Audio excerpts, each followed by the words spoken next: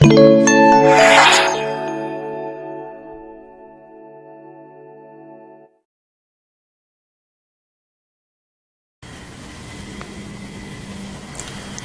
안녕하세요. 오늘 지역사회 지표에 대해서 강의할 통계개발원의 이희길 사무관입니다. 오늘 제가 설명드리고자 하는 지역사회 지표는 광역시나 기초자치단체에서 작성하고 있는 사회지표나 사회조사와 관련된 강의입니다. 최근에 기존의 경제지표 중심에서 지역 차원에서도 사회지표를 작성하려고 하는 노력들이 강범위하게 진행되고 있습니다. 따라서 이런 지역사회 지표를 작성하는 데 있어서 원래 지역사회 지표를 작성하게 된 배경이나 역사적인 흐름, 그 다음에 그것이 어떻게 작성되고 있고 어떤 기능을 하고, 그게 오늘 첫 번째 강의를 이룹니다. 지역사회 지표의 정의와 기능을 살펴보는 것이 오늘 첫 번째 강의입니다. 그리고 제 두 번째 강의에서는 지역사회 지표, 해외에서 작성되고 있는 지역사회 지표에 대해서 살펴볼 것입니다. 지역사회 지표 운동이 국내에서보다는 해외 선진국가에서 먼저 진행되고 그 결과로 국내에 수용됐기 때문에 해외에서 지역사회 지표가 실제로 어떻게 작성되어 왔는지를 살펴보게 될 것입니다. 그리고 세 번째 강의는 국내에서 지역사회 지표 작성 현황을 살펴볼 것입니다. 지금 국내에서도 광역단체 및 기초자치단체에서 다양한 형태의 지역사회 지표가 작성되거나 작성이 시도되고 있습니다. 따라서 지금 국내에서의 작성 특징이 해외와 비교해서 어떤 차이가 있는지를 살펴보게 될 것입니다. 네 번째 차시에는 지역사회 지표의 작성 방법 및 그 활용에 대해서 알아볼 것입니다. 처음에 말씀드렸듯이 지역사회 지표가 왜 작성되고 또 그것이 어떻게 활용되고 또 지역사회에 어떤 기능을 하는 것인지를 살펴본 다음에 구체적으로 그것의 작성 방법, 절차와 그 활용법에 대해서 강의할 것입니다. 크게 4개의 강의로 구성되었습니다. 오늘 강의는 첫 번째로 지역사회 지표의 정의 및 기능에 대해서 살펴보겠습니다. 지역사회 지표의 정의 및 기능을 먼저 살펴보기 전에 앞에 배경적인 지식을 좀 몇 가지 소개할 게 있습니다. 하나는 지역사회 지표가 영어적 표현인데 그게 영어로 커뮤니티 인디케이터입니다. 첫 번째는 커뮤니티가 뭐냐, 두 번째는 지표가 뭐냐, 이거 살펴볼 필요가 있는데 먼저 지표에 대해서 설명을 해드리겠습니다. 일반적으로 혼용되는 용어 중에 하나가 통계, 지표, 지수라는 용어가 있습니다. 그런데 이 세 개의 용어가 때때로 변별해서 사용되기도 하지만 좀 차별 있게 사용되기도 합니다. 그래서 제가 이걸 설명드리기 위해서 OECD가 유로스태트가 사용하고 있는 이 자료를 가져왔는데요. 이게 환경 통계와 관련해서 생산된 유로스태트의 자료인데, 이게 보면 유로스태트는 크게 네 가지로 구분하고 있다는 걸 알 수 있습니다. 하나는 로 데이터나 프로세스드 데이터, 그러니까 말하자면 우리가 마이크로 데이터 수준의 데이터를 먼저 생각하고요. 그 다음에 그런 것들이 통계적인 처리를 거쳐서 통계가 됩니다. 스태티스틱이 되고요. 그 다음에 여기는 말하자면 마이크로 데이터 수준이고 여기는 통계 수준입니다. 그 다음에 세 번째는 이 통계 중에서 좀 더 중요한 것들을 지적인 과정을 통해서 거쳐 나온 게 인디케이터입니다. 지표입니다. 이 지표가 되고요. 그리고 이 지표들이 모여서 하나의 지수가 됩니다. 그러니까 아주 간단하게 말씀드리면 말하자면 처음에 모여진 자료가 마이크로 데이터가 되고 그게 통계적인 과정을 거쳐서 통계가 생산되고 통계 중에서도 좀 더 대표성이 있는 통계를 지표, 인디케이터가 되고 그럼 인디케이터를 어떤 가중값이나 이런 걸 줘서 좀 더 요약하면 인덱스가 됩니다. 그러면 위로 올라갈수록 정보량은 줄어들어 정보의 손실이 발생합니다. loss of information이라고 그러는데 정보의 손실이 발생하고 밑으로 내려올수록 정보량은 많아지지만 이 밑으로 내려올수록 가독성, 이해가능성이 떨어집니다. 이게 무슨 말이냐면 너무 산만한 관찰을 하다 보니까 그래서 지금 현재 우리가 알고 싶은 환경 상황이 어떻다는 거냐, 또 국민들의 삶의 질이 어떻다는 거냐 이렇게 요약해서 제시하지 못하기 때문에 통계 중에서 좀 더 중요한 것들을 뽑아서 지표화시키고 또 지표들을 또 말하자면 어떤 산식을 함수식을 이용해서 또 요약한 게 지수라고 이렇게 보시면 됩니다. 그러니까 지역사회 지표 운동할 때 지표라는 것은 지역사회의 지금 현재의 수준이나 이런 것들을 요약적으로 제시해주는 통계, 이렇게 이해하면 됩니다. 그러면 지표와 통계가 어떤 차이가 있느냐, 이에 대해서 논란이 있었습니다. 어떤 게 지표고, 어떤 게 사회지표고, 어떤 게 통계냐라는 논란이 좀 있었는데, 그것과 관련해서는 명확한 기준을 찾기는 어렵다는 게 일반적인 논의 결과입니다. 그렇지만,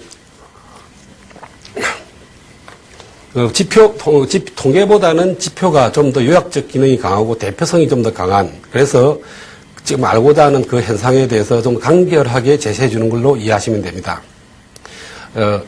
요약하면 지표와 통계는 그렇게 명확한 구분이 되기 어려운 것이다. 그렇지만 좀 더 감명성이나 그다음에 이해 가능성 측면에서 가독성 측면에서는 지표가 좀 더 상위 개념이다. 이렇게 이해하시면 됩니다. 그다음에 사회지표, 말하는 공동체 지역사회를 설명드리기 전에 사회지표 운동에 대해서 먼저 설명을 드리겠습니다. 그러면 사회지표를 왜 먼저 강의를 하느냐 하면, 지역사회 지표가 등장하는 배경이나 그런 또 관심의 흐름이나 이런 것들을 이해하기 위해서는 사회지표에 대한 이해가 선행적으로 요구되기 때문입니다. 먼저 사회지표가 등장하고 발달하는 과정은 크게 경제지표, GDP 중심의 경제지표, 그리고 사회 중심의 삶의 질 지표에서 지속 가능성 이렇게 3단계의 누진적인 발전 과정을 거쳐갑니다. 이 과정에 대해서 먼저 설명을 드리면, 말하자면 1930년대의 그 단계를 1930년부터 1960년대까지를 머티리얼 스테이지, 물질적 단계라고 하는데요. 물론 이 구분은 OECD에서 한 겁니다.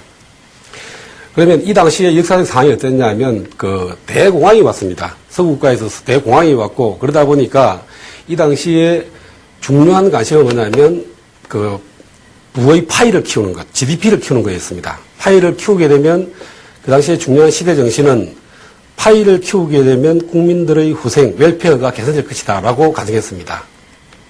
그러다 보니까 관심 영역이 경제 발전에 주어져 있었고, 그다음 통계적으로는 GDP나 국민재정, 주요 지표는 이 당시에는 사회지표가 아닌 경제지표 중심이었습니다. 그리고 중요한 관심이나 이런 거는 경제발전 지상주의였습니다. 이 당시에는 지역사회지표나 사회지표는 전혀 주요 관심에서 벗어나 있었습니다. 그런데 1960년대 들면서 선진 자본주의 국가들이 빠른 대공황을 극복하면서 빠른 경제 성장이 일어납니다. 그때 아까 말씀드린 대로 중요한 시대적 관심은 뭐였냐면, 경제적인 파이를 키우면 국민들의 후생이 자연히 개선될 거다라는 시대적 가정을 가지고 있었습니다.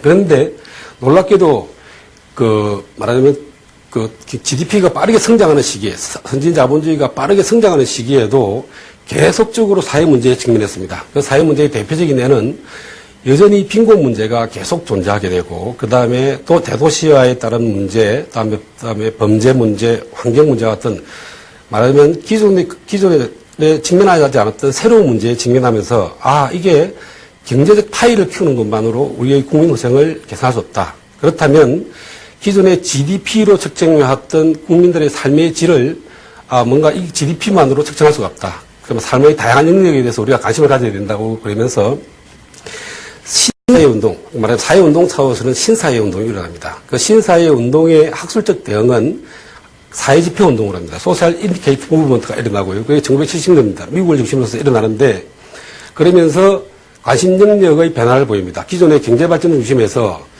웰페어나 웰빙과 같은 좀 더 사회적인 영역에 대한 관심을 기울이게 되고요. 그래서 그때 중요 개념은 퀄리티 오브 라이프, GDP가 아닌 퀄리티 오브 라이프, 그 다음에 사회발전, 소셜 프로그레스에 주어지게 됩니다. 그래서 지표는 경제지표, 기존의 경제지표에다가 사회지표를 추가하게 되는 그런 변화를 보입니다. 그리고 중요 흐름으로는 경제발전 지상주의에서 삶의 다양한 영역에 대해서 관심을 기울이는 그런 변화를 보이게 됩니다. 그리고 또 추가로 하나 더 설명드릴 거는 지역사회 커뮤니티 인디케이터 차원에서는 1980년대 중반에 들면서 70년대, 80년대 전후부터 소셜 인디케이터 무브먼트가 하향세를 보입니다. 주된 이유 중에 하나는 그게 정책적인 연계가 잘 되지 않는다. 사회지표가 정책적인 연계, 말하면 정책적 시사점이 약하다라는 그런 비판을 받게 되는데, 그러면서 지역사회 중심의 사회지표 작성을 시도하는 노력들이 1980년대 중반에 시작되기 시작합니다. 그 부분에 대해서는 뒤에 다시 좀 설명드리겠습니다. 그 다음에 또 하나의 중요한 변화가 제3단계가 환경 문제의 등장입니다. 1990년대 들면서 과연 지구의 생태 환경이 과연 지금 인간들의 생활 방식이나 또는 생산 방식을 더 장기적으로 지속 가능하냐에 대해서 의구심이 제기됩니다. 말하자면 지구 온난화가 발생하게 되고 그러다 보니까 지금 지상에서 인간의 생존 방식이 과연 미래 세대도 지속 가능한가에 대해서 계속적으로 의구심이 되게 됩니다. 그러면서 그 글로벌 스테이지에 접어들게 됩니다. 그 가장 중요했던 회담이 1992년에 있었던 리오 정상회담이었고요. 그러면서 경제에서 복지 그리고 환경으로의 관심 능력이 이동하게 됩니다. 그리고 그 가장 중요한 개념은 지속 가능성, 서스테이너빌리티라는 개념이 등장하게 됩니다. 그리고 또 하나 중요하게 언급할 만한 가치가 있는 건 뭐냐면요. 기존의 소셜 스테이지, 말하자면 1970년대, 80년대의 사회적 단계에서는 삶의 질이 중요한 관심이었습니다. 그런데 1990년대 들면서 사회의 질이라는 개념이 등장합니다. 말하자면 퀄리티 오브 라이프, 개인의 삶의 질에 관심을 가지다가 사회 유럽을 중심으로 1990년대 들면서 퀄리티 오브 라이프, 퀄리티 오브 소사이어티에 대한 관심이 증가하게 됩니다.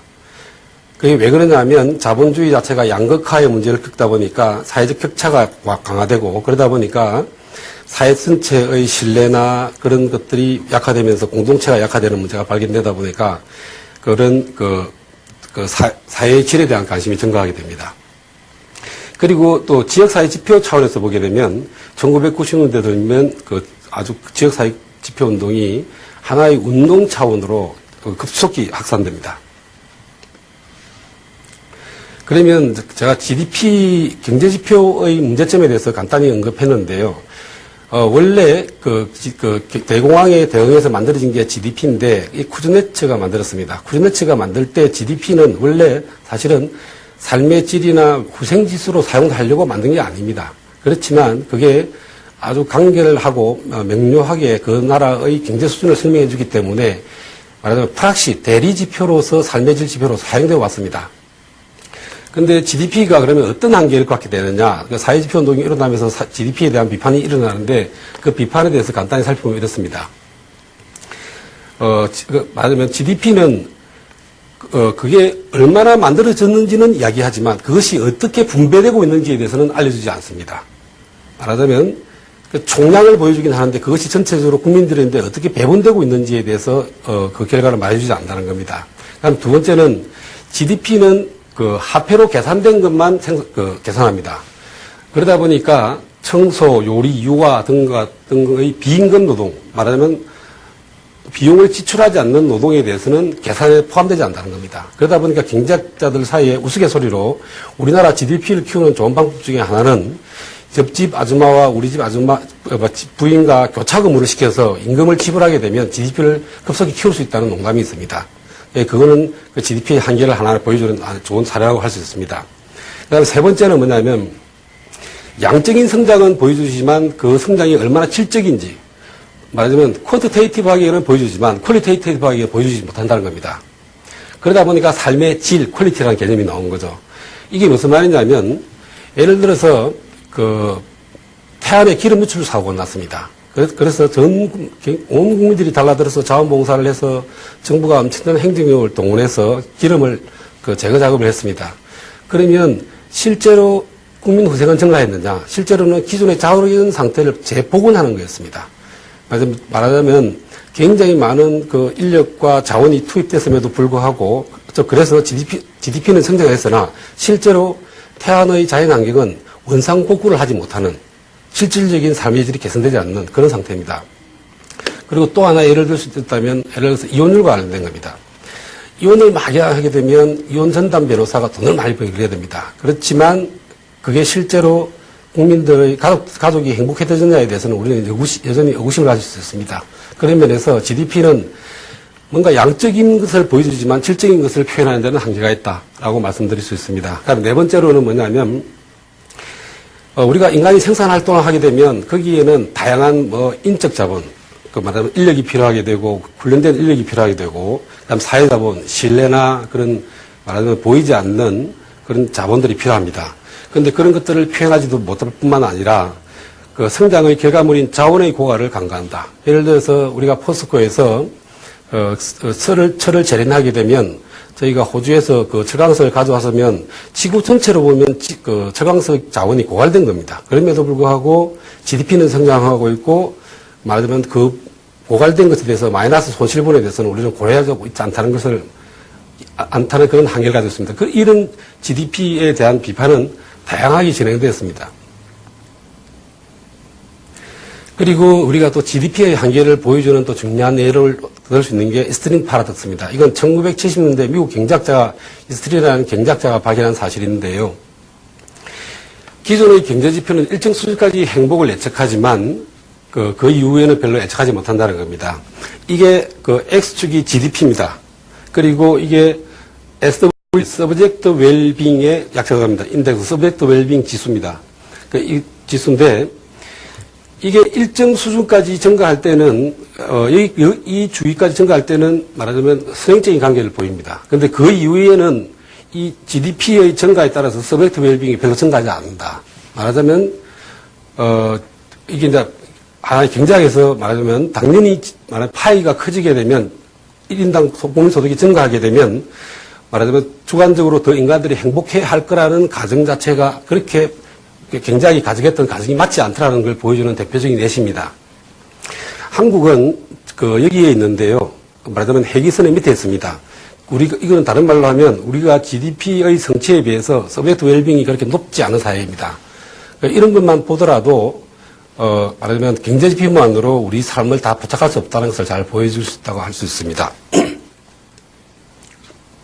그러면 아까 제가 말씀드린 3단계 말하자면 머티리얼 스테이지에서 소셜 스테이지, 그러니까 글로벌 스테이지로 전환하는 과정에서 말씀드렸는데 그런 것들이 최근에 그 국제적인 지표나 이런 데서 어떻게 반영되고 있는지를 간단히 살펴보겠습니다.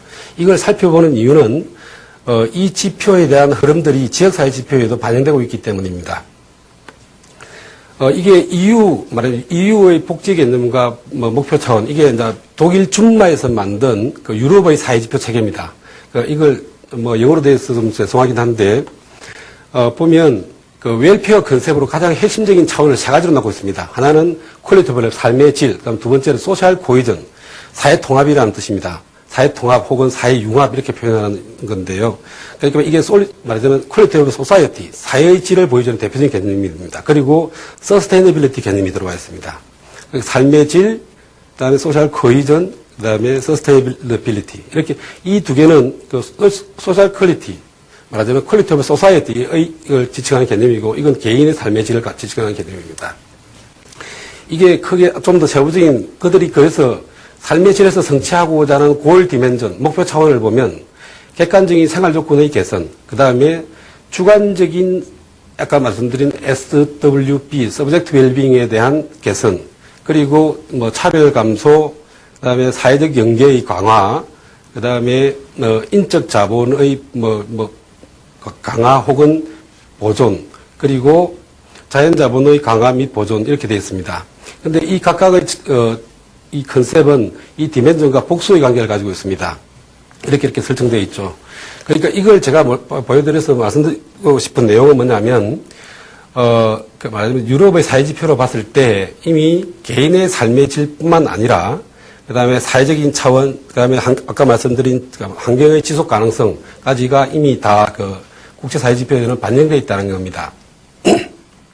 그걸 다시 한 번 더 경제, 사회, 환경의 통계 측면에서 다시 한 번 더 설명을 드리면, 우리가 말하는 객관적인 생활 조건이 좀 더 경제적인 머티리얼 리빙 컨디션 이렇게 말합니다.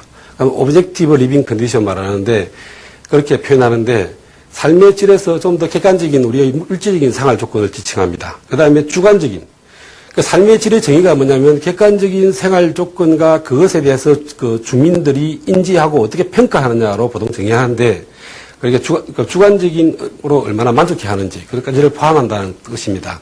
그리고 사회 통합은 유대 강화나 사회 연계, 그다음에 불평등의 감소와 격차와 불평등의 감소, 그다음에 지속 가능성의 서스테이너빌리티의 정의는 현재 세대와 미래, 다음 지구에서 살아갈 미래 세대 간의 페어니스, 형평성 문제라고 정의합니다. 그러니까 그래서 그 미래 세대를 위한 전체 사회적 자본의 보존이 필요하다는 거죠. 그래서 그걸 사회자본, 그다음에 자연자본, 인적자본에 대한 보존이 필요하다. 이런 식의 큰 틀을. 그러면 여기는 좀 더 사회통계도 일부 포함되지만 경제통계, 그다음에 좀 더 사회적인 것, 그리고 환경적인 요인까지를 포함하고 있다고 보시면 됩니다. 예, 이어서 그 OECD의 웰빙과 사회발전 측정 틀에 대해서 제가 설명해 드리겠습니다. 이게 OECD가 최근에 야심차게 진행되고 하고 있는 프로젝트인데요. 이 프레임워크는 그 스트리치 위원회의 프레임워크에서 나온 겁니다.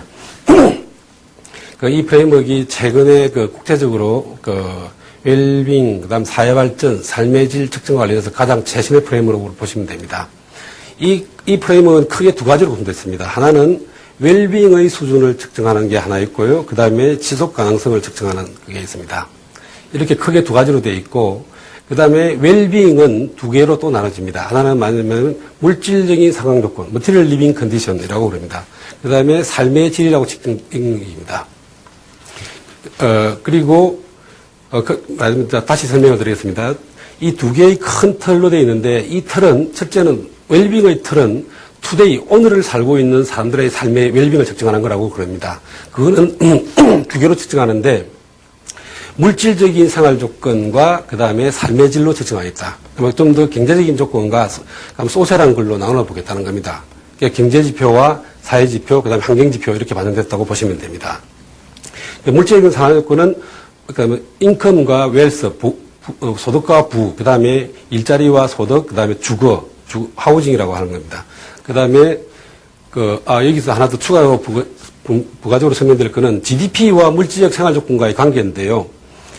이렇게 보시면 GDP와 물질적 생활 조건과의 관계를 보면 GDP는 물질적 생활 조건의 일부를 측정하지만 다 측정하지 못하고, 두 번째는 측정이 불필요한 것도 포함하고 있다. 아까 말씀드린 환경오염 문제나 이온 이런 걸 말씀드리면 생각하시면 됩니다. 이렇게 측정하고 있고요. 그 다음에 퀄리티 오브 라이프는 건강, 일가족 양립, 교육, 소셜 커넥션, 사회적 관계, 시민 참여, 가버넌스, 그 다음에 환경의 질, 개인의 안전, 그 다음에 서브젝트 웰빙, 주관적 웰빙까지 포함하는 이런 식으로 틀이 되어 있습니다.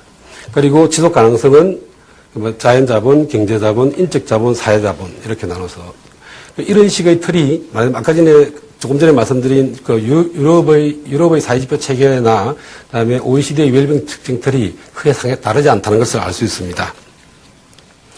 지금까지는 말하자면 사회지표의 변화 과정, 그다음에 큰 세계적인 흐름에 대해서 말씀드렸다면 이제는 지역사회지표의 정의, 그것의 기능에 대해서 말씀드리겠습니다. 사회지표의 정의는 생략하였습니다. 지역사회지표는 지역에서 무엇이 일어나고 있는가에 대한 실태를 제시하는 종합적인 정보다. 그리고 이 다음 정의가 좀 더 깔끔하게 정리가 되어 있습니다. 지역사회지표가 확산되게 된 배경에는 어떤 배경이 있느냐면 지역사회 아까 말씀드린 대로 80년대 중반에 들어오면 사회지표 운동이 약화되는 경향이 있습니다. 그 이유가 사회지표가 정책적인 활용이 좀 잘 연계되지 않으면서 그런 문제에 봉착하게 되는데, 그러다 보니까, 그리고 또 하나는 사회지표가 탑다운 방식, 말하자면 이론적인 접근을 취하다 보니까 이게 논리적으로는 일관되어 있지만은 말하자면 현실 사회에서 정책적인 시사점을 제시하기 어렵다라는 겁니다. 그러다 보니까 그것에 대한 반작용으로 80년대 중반에 커뮤니티 인디케이터 무브먼트가 일어납니다. 그런데 이거는 사회지표 운동은 바텀업, 이론적인 측면에서 접근했다면, 이거는 지역사회지표는 지역사회 정민들의 의견을 모아서 그 지표를 만들어가는 상향식의 방식인 바텀업 방식이 진행됐다는 겁니다. 그러면 왜 지역사회지표 운동이 등장하게 됐냐? 그 가장 중요한 계기는 뭐냐면, 우리가 퍼블릭 라이프, 공적인 생활이나 주민들의 삶의 질이 실제로 결정되는 것은 국가 단위나 지구 전체의 단위가 아니라 궁극적으로는 지역 수준에서 결정되더라는 거예요. 내가 살고 있는 동네 수준에서 실제 내 삶의 수준이 결정되기 때문에 이게 더 중요하다. 그런 운동이 확산됐다는 거죠. 근데 80년대 중반에 시작돼서 90년대에 전 세계적으로 확산되었고요. 제가 어느 정도까지 이게 확산되어 있는지를 기존문을 통해서 보니까 미국 같은 경우는 한 200개가 살겠다고 합니다. 독일 같은 경우는 대도시에 한 20여 개가 진행되고 있다라고 그러고, 뉴질랜드, 호주, 캐나다, 일본 다양한 나라에서 지역사회지표 운동이 진행되고 있는 걸 알 수 있습니다. 그러면 이런 지역사회 지표의 기능이 뭐냐? 지역사회 지표는 과거 시간의 관점에서 과거로부터 지금까지 어떻게 변해왔고 또 현재 우리가 어떤 실태에 와 있고 또 미래를 어디로 가야 하는가에 대해서 정보를 제공하는 특정 체계라고 정의 혹은 또는 그렇게 기능한다고 말할 수 있습니다. 그러면 이런 걸 통해서 지역사회 지표가 제공해 주는 건 뭐냐면 어떤 정책 혹은 또 자원 배분 과정에서 지역사회가 초점을 둬야 할 영역을 제시한다는 거죠. 그리고 무엇보다도 중요하게 만드는 게 이 책무성입니다. 그러면 성과를 지역사회가 지금까지 어떻게 성취해 왔는지를 살펴봄으로써 말하면 지방시나 그런 강력시에 대해서 책무성을 강화할 수 있다는 거죠. 그 다음에 궁극적으로는 공동체와 관련된 의사결정을 하는 계획 수립가들에게 필요한 정보를 제공하는 게 지역사회 지표의 가장 중요한 기능이라고 볼 수 있습니다. 그 다음에 지역사회 기능을 좀 더 업무의 단계별로 나눠보면 계획 단계와 평가 단계로 나눠볼 수 있습니다. 말하자면 어떤 일을 지역사회의 도청이든 또는 군청이든 혹은 지역의 시민단체건 그 계획을 수립하게 될 때는 그 계획에 어떤 게 우선순위, 말하자면 프리오리티를 둬야 되고 또 자원 투입을 어디에 더 많이 해야 되는가에 대해서 판정하고 또 프로그램과 정책의 개발에도 이게 활용된다는 겁니다.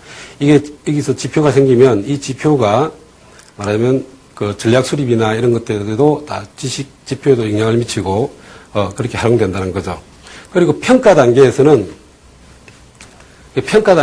정책의 결정, 그러니까 정책의 수행 결과에 대한 평가가 진행이 된다는 겁니다.